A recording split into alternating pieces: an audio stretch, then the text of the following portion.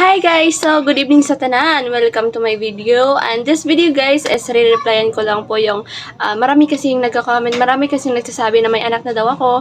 Kaya, ganito kasi yun ang totoo guys. So, sasabihin ko na sa inyo kung bakit ganyan, kung bakit umabot sa point na meron akong anak, meron akong asawa, may dalawa daw akong anak.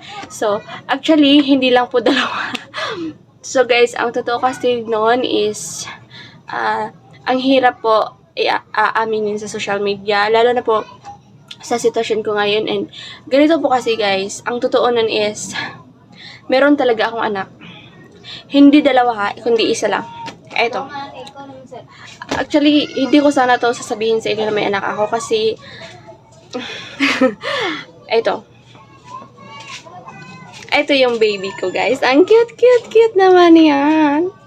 Asa, diba? So, sa mga nagsasabi dyan na may anak na ako, may asawa na daw ako.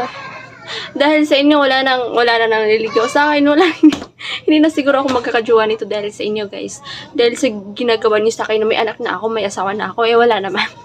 So, ganito siya. So, maniwala kayo, hindi. Ito lang po, anak ko. Ang cute. So, guys, yun lang.